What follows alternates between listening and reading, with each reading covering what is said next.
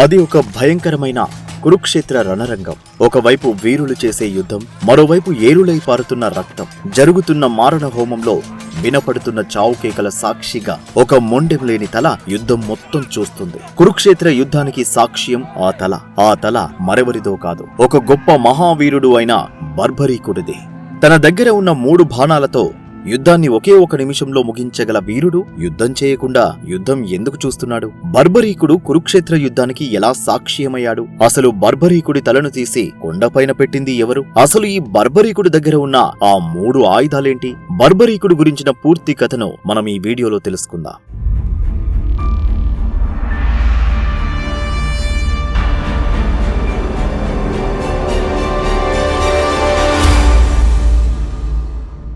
బర్బరీకుడు ఘటోత్కచుడు మౌర్విల కుమారుడు.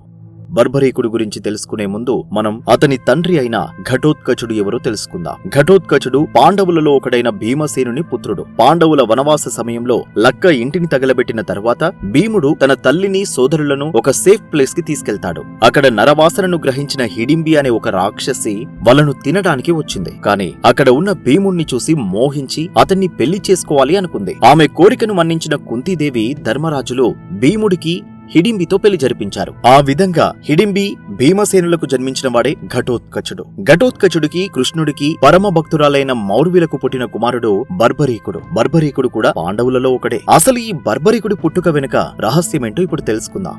బర్బరీకుడు గత జన్మలో ఒక యక్షుడు. భూమి మీద అధర్మం పెరిగిపోయింది, నువ్వే కాపాడాలి అంటూ బ్రహ్మదేవుడిని వెంటేసుకుని దేవుళ్లంతా శ్రీ మహావిష్ణు దగ్గరకు వచ్చారు. దుష్టశక్తుల్ని సంహరించడానికి త్వరలో మనిషిగా జన్మిస్తాను అని వాళ్లకు మహావిష్ణు చెప్పాడు. ఇదంతా వింటున్న యక్షుడు ఈ మాత్రం దానికి విష్ణువే మనిషిగా అవతరించడం దేనికి, నేనొక్కడిని చాలనా అంటూ పొగరుగా మాట్లాడాడు. దానికి కోపగించిన బ్రహ్మ ఓ శాపం విధించాడు. ధర్మానికి అధర్మానికి నడుమ భారీ ఘర్షణ జరగబోయే క్షణం వచ్చినప్పుడు మొట్టమొదట బలయ్యేది నువ్వే అని శపించాడు. ఆ శాపం కారణంగానే ఆ యక్షుడు బర్బరీకుడుగా జన్మించాడు. అలాగే కురుక్షేత్రానికి ముందు బర్బరీకుడు బలి అయ్యాడు. బర్బరీకుడు బాల్యం యుద్ధ విద్యలు. బర్బరీకుడు చిన్నప్పటి నుంచే యుద్ధ విద్యల్లో అపార ప్రతిభను కనబరిచేవాడు. అతని తల్లి దగ్గర సకల అస్త్రశస్త్ర విద్యలు నేర్చుకున్నాడు. బర్బరీకుడు తల్లి ఆజ్ఞ మేరకు శివుడికి తపస్సు చేసి శివుడి నుండి వరంగా అద్భుతమైన 3 బాణాలను పొందాడు. అలాగే అగ్నిదేవుడి నుండి ఒక ప్రత్యేకమైన విల్లుని కూడా పొందాడు. ఈ కారణంగా ఇతను ముల్లోకాలలో అజేయుడుగా నిలిచాడు. బర్బరీకుడు చిన్నప్పటి నుండి యుద్ధం చూడాలని పాల్గొనాలని కోరిక ఎక్కువగా ఉండేది. ఒక పక్క బర్బరీకుడు పెరుగుతుండగానే కురుక్షేత్రం యుద్ధం మొదలయ్యే సమయం ఆసన్నమైంది. భరత ఖండంలోని ప్రతి వీరుడు ఏదో ఒక పక్షాన నిలబడాల్సి వచ్చింది. అంతమంది వీరులు పాల్గొంటున్న ఈ యుద్ధంలో బర్బరీకుడు లాంటి మహావీరుడు పాల్గొనాలి అనుకోవడంలో వింతేమీ లేదు. బర్బరీకుడు కూడా యుద్ధానికి సిద్ధమవుతున్నాడు. బర్బరీకుని బలం తెలిసిన అతని తల్లి బలహీనుల వైపు నీవు యుద్ధం చేయమని కోరుతుంది. అందుకు బర్బరీకుడు సరే అంటూ తన తల్లికి మాట ఇస్తాడు. సంఖ్యాపరంగా చూస్తే పాండవుల సైన్యం చాలా తక్కువ. కౌరవుల కంటే పాండవులు బలహీనులు కాబట్టి బర్బరీకుడు పాండవుల వైపు పోరాడాలి అనుకుంటాడు. బర్బరీకుడి బలి.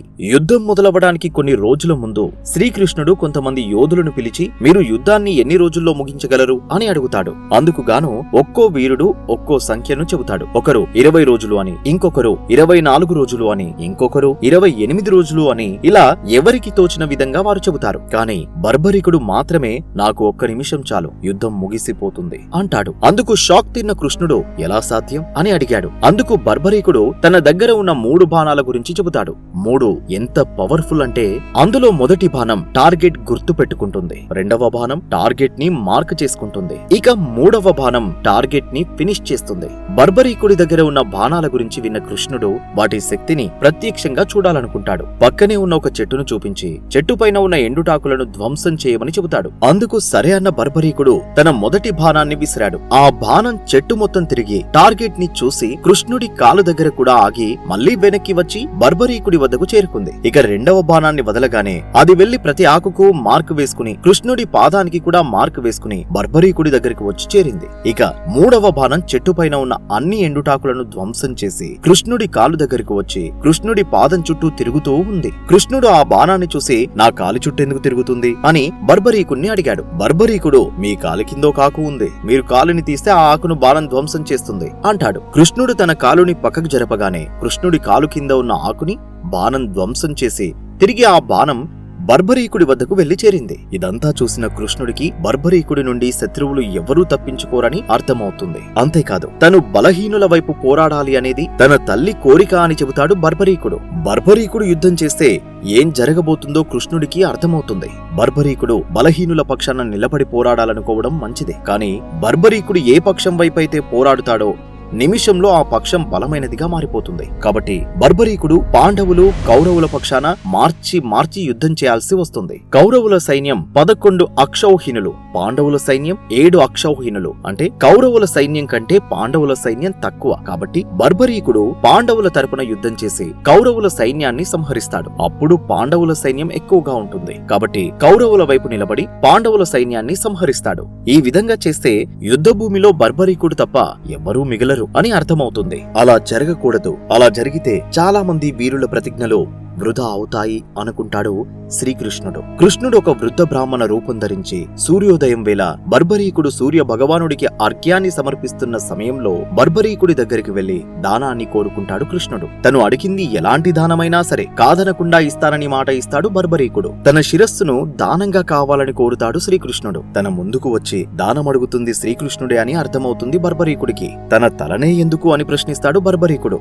యుద్ధం ప్రారంభించడానికి ముందు ఒక వీరుడి తల బలి కావాల్సి ఉందని, నీకంటే వీరుడు మరెవ్వరూ లేరు కనుక నీ తలని బలిగా ఇవ్వమని కోరుతాడు. అందుకు బర్బరీకుడు తన తలను బలి ఇచ్చేందుకు సిద్ధపడతాడు. కాని కురుక్షేత్ర సంగ్రామాన్ని చూడాలని తనకు ఎంతో ఆశగా ఉందని, దయచేసి ఆ సంగ్రామాన్ని చూసే భాగ్యాన్ని తన శిరస్సుకి కల్పించమని కోరుతాడు. అందుకు కృష్ణుడు సరే అని తన తలను తీసుకుని యుద్ధం జరిగే ప్రాంతంలో పక్కనే ఉన్న ఒక కొండపైన ఉంచుతాడు. అలా బర్బరీకుని తల కురుక్షేత్ర సంగ్రామానికి సాక్ష్యంగా మిగిలిపోతుంది. కురుక్షేత్ర మహాసంగ్రామం ముగిసిన తర్వాత అందరికి ఒక డౌట్ వచ్చింది. ఈ యుద్ధంలో గొప్పగా యుద్ధం చేసిన వీరుడు ఎవరని. ఆ వీరుడు ఎవరో తెలుసుకోవడానికి ఆ యుద్ధానికి సాక్ష్యంగా ఉన్న బర్బరీకుడి తలని అడిగారు. అప్పుడు బర్బరీకుడు ఒక దివ్య చక్రం యుద్ధ భూమిలో తిరుగుతూ ధర్మం వైపు లేని వారికి సంహరిస్తూ వచ్చింది. అదే నేను చూడగలిగాను అంటాడు. అది విన్న వీరులందరికీ ఈ భూమి మీద అధర్మాన్ని నిర్మూలించిన వారు ఆ మహావిష్ణువు మాత్రమేనని, తామంతా నిమిత్త మాత్రులం మాత్రమే అని అనుకుంటారు. ముగింపు. అలా కృష్ణుడు అడగగానే తన తలను ఇచ్చి కృష్ణుడి కోరికను తీర్చిన కారణంగా కలియుగంలో బర్బరీకుడు పూజలందుకుంటాడని, అతన్ని తలుచుకుంటే చాలు భక్తుల కష్టాలన్నీ తీరిపోతాయని వరం ఇస్తాడు శ్రీకృష్ణుడు. జైపూర్ కు 80 కిలోమీటర్ల దూరంలో ఉన్న ఖాటు అనే ఒక కుగ్రామం 10వ శతాబ్దంలో ఒకరోజు ఖాటులో వింత చోటు చేసుకుంది. ఖాటులోని ఓ ప్రదేశం వద్ద నిలబడిన ఆవు దారులుగా పాలుని కురిపించడం మొదలుపెట్టింది. ఆ ప్రదేశంలో ఏదో మహిమ ఉందని గ్రహించిన గ్రామస్తులు అక్కడి నేలను తవ్వగా అరుదైన సాలిగ్రామం రూపంలో ఉన్న బర్బరీకుని తల కనిపించింది. అలా కలియుగంలో బర్బరీకుడు తన పేరుతో పూజలందుకుంటాడని శ్రీకృష్ణుడు అందించిన వరం నిజమయ్యే సమయం ఆసనమైంది. బర్బరీకుడు శ్యామ్ బాబాగా ఖాటు గ్రామంలో వెలిశాడు కాబట్టి ఖాటు శ్యామ్ గా కొలుచుకోసాగారు భక్తులు. ఖాటు ప్రాంతాన్ని ఏలుతున్న రూప్ సింగ్ చౌహాన్ అనే రాజుకి ఓ కల వచ్చింది. ఖాటు శ్యామ్ శిరస్సు కనిపించిన స్థలంలో కని విని ఎరుగని విధంగా ఓ ఆలయాన్ని నిర్మించాలన్నదే ఆ కలలోని సారాంశం. దానికి అనుగుణంగానే రూప్ సింగ్ 1027లో ఓ అద్భుతమైన ఆలయాన్ని నిర్మించాడు. దాని తరువాతి కాలంలో మార్పులు చేర్పులు చేశారు. శ్రీకృష్ణుడి మెప్పును సైతం సాధించిన ఖాటు శ్యామ్ కు తమ కోరికలను తీర్చడం ఓ లెక్కేమీ కాదన్నది భక్తుల నమ్మకం. 3 బాణాలతో ముల్లోకాలను జయించగల ఆయనకు తమ కష్టాలను కడతీర్చడం చిటికెలో పని అన్నది ఆయనను నమ్ముకున్న వారి విశ్వాసం. ఖాటు శ్యామ్ ను దర్శించుకునేందుకు ఏటా దాదాపు 40 లక్షల మంది జనం ఖాటు గ్రామానికి చేరుకుంటారని అంచనా. For more interesting historical topics like this, don't forget to subscribe to our channel.